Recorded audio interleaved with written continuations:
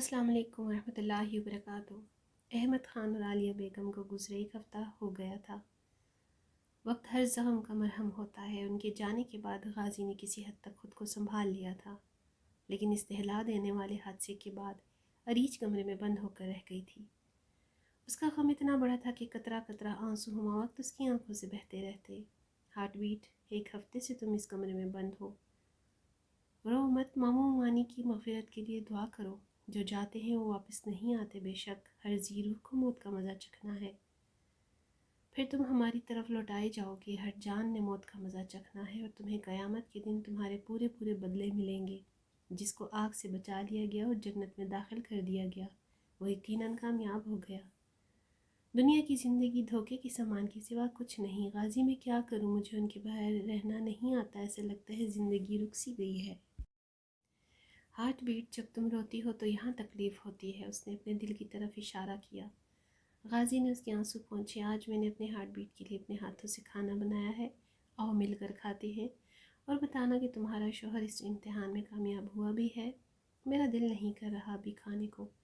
दिल नहीं भी कर रहा तब भी तुम्हें खाना पड़ेगा। गाजी ज़बरदस्ती उसका हाथ उसे डाइनिंग टेबल में ले गया पकड़ कर। इरज, चख कर बताओ कैसा बना है। गाजी ने उसे अपने हाथों से नवाला खिलाया। बहुत मज़े का है, लग ही नहीं रहा आपने पहली बार बनाया है। गाजी ने खाना बहुत मज़े का बनाया था। वो तारीफ़ के बगैर न रह सकी। इसका मतलब मैं बहुत अच्छा शेफ़ भी हूँ। गाजी खाने की तारीफ़ सुनकर खुश हो गया। हार्ट बीट, मैंने आपसे एक बात करनी थी। जी बताएं। वो कल मेरी ट्रेनिंग का पहला दिन है। गाजी, मैं आपको कहीं नहीं जाने दूँगी। अरीज, बात को समझने की कोशिश करो। मेरा जाना ज़रूरी है। ये मेरी सालों की मेहनत है। बड़ी मुश्किल से मैं इस मकाम तक पहुंचा हूं। मुझे मत रोको। नहीं, मैं आपको कहीं नहीं जाने दूंगी। अगर आप गए तो मैं कभी आपसे बात नहीं करूंगी। वो रोते हुए वहां से चली गई। हेज़ल गुड़िया, कल मेरी ज्वाइनिंग है और ये मुझे जाने नहीं दे रही। मुझे समझ नहीं आ रहा मैं क्या करूं। गाजी भाई, आप परेशान ना हो, मैं बात करती हूँ उससे। हेज़ल ने उसे तसल्ली दी। कैसी हो डॉल? कोशिश कर रही हूँ ठीक रहने की। बहुत मुश्किल है मॉम डैड के बाहर रहना। मैं समझ सकती हूँ। मामा के गुजर जाने के बाद मैंने भी खुद को बहुत मुश्किल से संभाला था। अल्लाह तुम्हें सब्र दे। आमीन। इज़ल ने उसे दुआ दी। डॉल, गाजी भाई बता रहे थे कल उनकी ज्वाइनिंग है। लेकिन मैंने गाजी को मना कर दिया है। डॉल, तुम ऐसा कैसे कर सकती हो? तुम्हें पता है पुलिस ऑफिसर बनना भाई का ख्वाब है। तुम कैसे उनकी राह में रुकावट बन सकती हो? इज़ल, मैं उनकी राह में रुकावट नहीं बनना चाहती, लेकिन मैं गाजी को खुद से दूर नहीं जाने दे सकती। ऐसा मत करो इरज। भाई का ख्वाब उनसे मत छीनो। तुम्हें यही डर है ना कहीं वो भी तुमसे दूर ना हो जाए। हाँ, उसने इस बात में हिला दिया सर। मॉम डैड कभी मुझसे दूर नहीं गए। पहली बार मुझसे दूर गए और वापस लौट कर नहीं आए।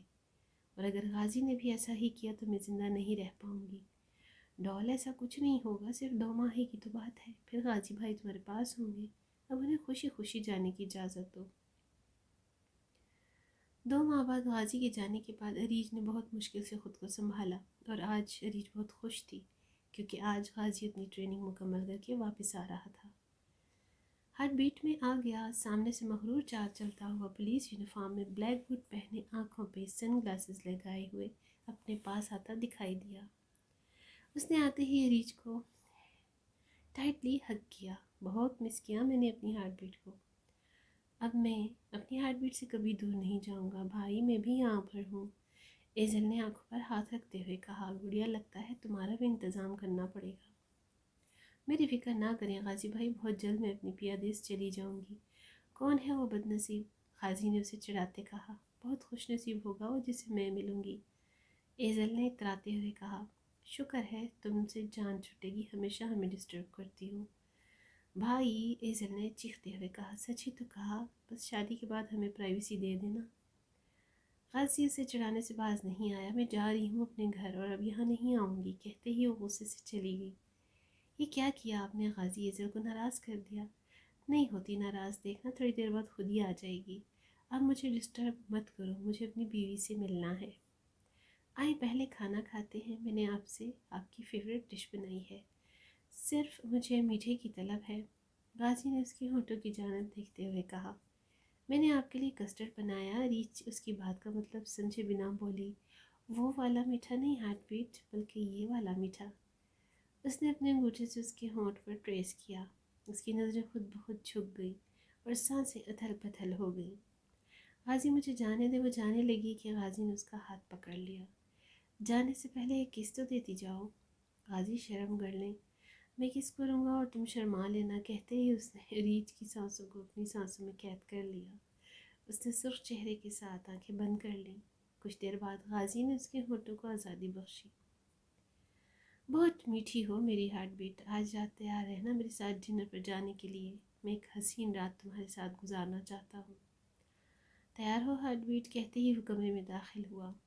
سامنے ریچھ وائٹ فراک پہنے جس پر نیلے رنگ کی ریشمی دھاگے کی کڑھائی تھی، بازو میں چوڑیاں پہنے، لمبا شفون کا دوپٹہ لیے ہوئے، ہلکے ہلکے میک اپ کیے، کھلے بالوں کے ساتھ نازک سی گڑیا لگ رہی تھی۔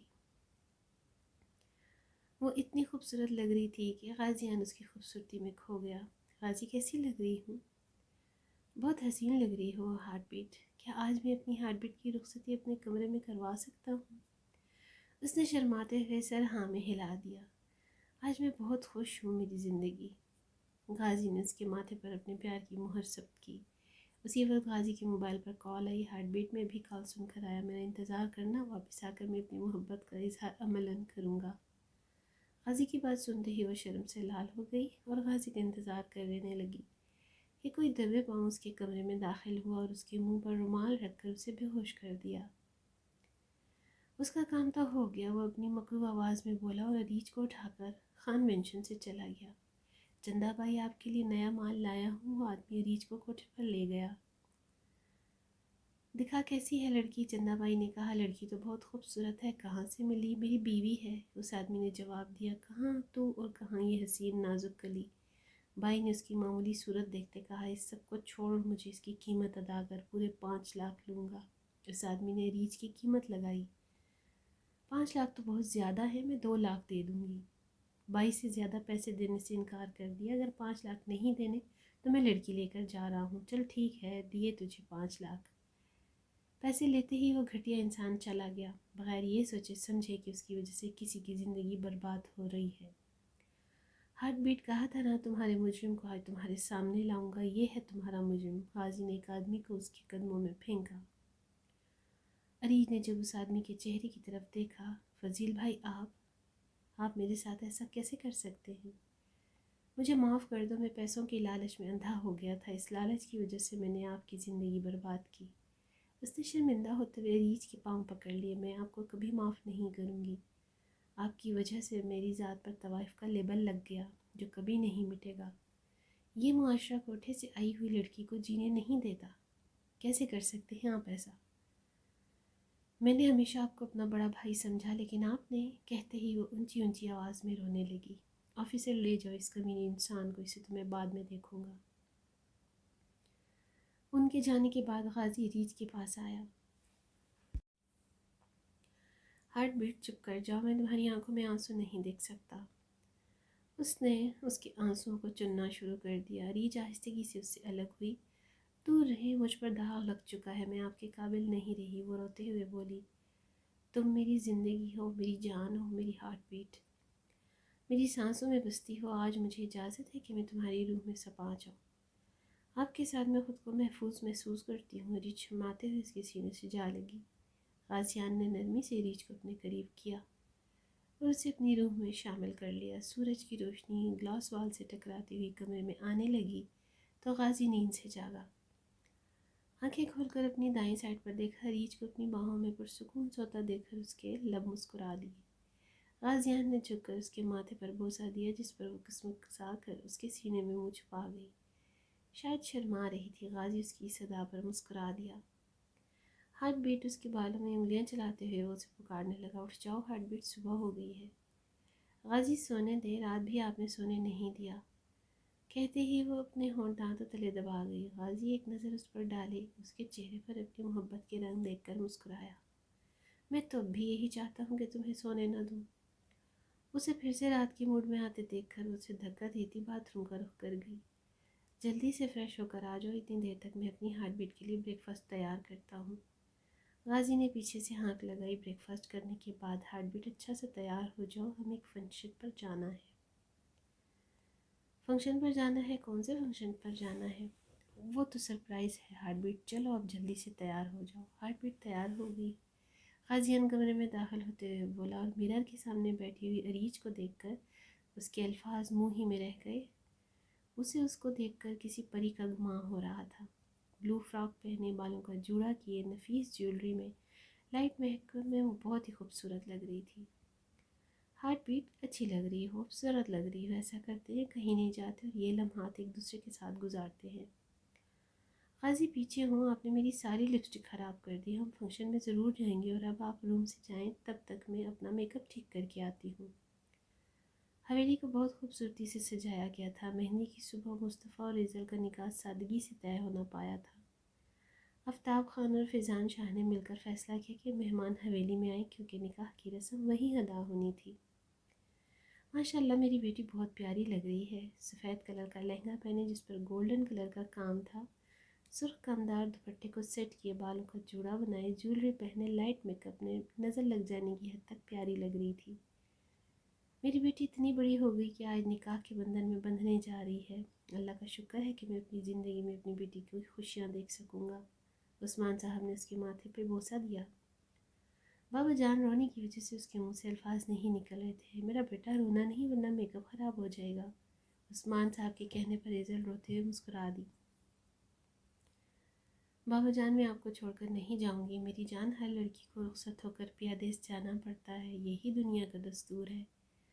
مصطفیٰ بہت اچھا لڑکا ہے، ماشاءاللہ خوبصورت ہونے کے ساتھ ساتھ خوبصورت بھی ہے، وہ آپ کا بہت خیال رکھے گا۔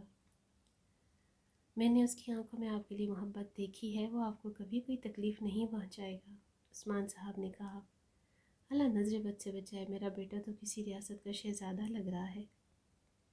وائٹ شلوار قمیض کے ساتھ واسکٹ پہنے، پاؤں میں براؤن پشاوری چپل پہنے، بالوں کو اچھے سے سیٹ کیے، اپنی سحر انگیز پرسنالٹی کے ساتھ بہت خوبصورت لگ رہا تھا۔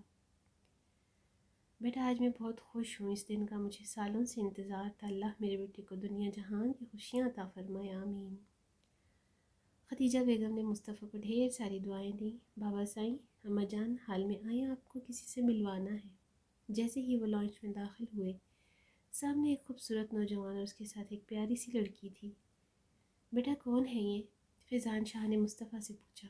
بابا جان، یہ غازیان شاہ ہے اور یہ ان کی وائف اریج خان ہے۔ بیٹا کیا یہ آپ کا دوست ہے؟ انہیں لگا کہ غازی ان کا دوست ہے۔ نہیں بابا سائیں، یہ عالیہ پھپھو کا بیٹا ہے۔ عالیہ کا بیٹا؟ عالیہ کا کہاں ہے؟ وہ نہیں آئی ساتھ؟ فیضان صاحب نے ادھر ادھر نظر دوڑائی لیکن انہیں وہ کہیں نظر نہ آئی۔ بابا سائیں، کچھ سال پہلے ایکسیڈنٹ میں عالیہ پھپھو اور ان کے ہسبینڈ کی ڈیتھ ہو گئی تھی۔ عالیہ اس دنیا میں نہیں ہے۔ فیضان شاہ کی آنکھیں پانی سے بھر گئیں اور ان کی آنکھوں سے آنسو بہنے لگے۔ جب ان کے حواس بحال ہوئے، انہوں نے آگے بڑھ کر غازیان کو زور سے اپنے سینے سے لگا لیا۔ بیٹا میں آپ کا ماموں ہوں۔ جی مجھے پتہ ہے آپ میرے ماموں ہیں، ماما آپ کی بہت باتیں کرتی تھی۔ فیضان سائیں خود ہی بھانجے سے ملے جا رہے تھے، ہمیں بھی بھانے کا موقع دیں۔ بیٹا میں آپ کی ممانی ہوں، خدیجہ بیگم نے ان دونوں کی جانب دیکھتے ہوئے کہا۔ ماشاءاللہ بہت خوبصورت ہو، بالکل اپنی ماما پر گئی ہو۔ مصطفیٰ آپ کی غازی سے کہاں ملاقات ہوئی؟ بس بابا سائیں قسمت نے ملا دیا اور میں وسیلہ بن گیا۔ بی بی جی مولوی صاحب آئے ہیں نکاح کے لیے، آ جائیں۔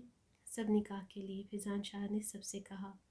ایزل خان ولد عثمان خان، کیا آپ کو مصطفیٰ شاہ ولد فیضان شاہ سے بوجھ شرعی حق مہر اپنے نکاح میں قبول ہے؟ قبول ہے، قبول ہے، قبول ہے، کانپتے ہاتھوں سے سائن کرتے ہوئے اپنے حقوق مصطفیٰ کے نام کر گئی۔ دوسری جانب مولوی صاحب نے سب کی موجودگی میں نکاح پڑھانا شروع کیا۔ مصطفیٰ شاہ ولد فیضان شاہ، کیا آپ کو ایزل خان ولد عثمان خان بوجھ شرعی حق مہر اپنے نکاح میں قبول ہے؟ قبول ہے، قبول ہے، قبول ہے۔ وہ مسکرا کر نکاح نامے پر سائن کرنے لگا۔ سب اسے گلے مل کر مبارکباد دینے لگے۔ غازیان نے بھی اسے زور سے گلے لگایا۔ بہت بہت مبارک ہو بھائی۔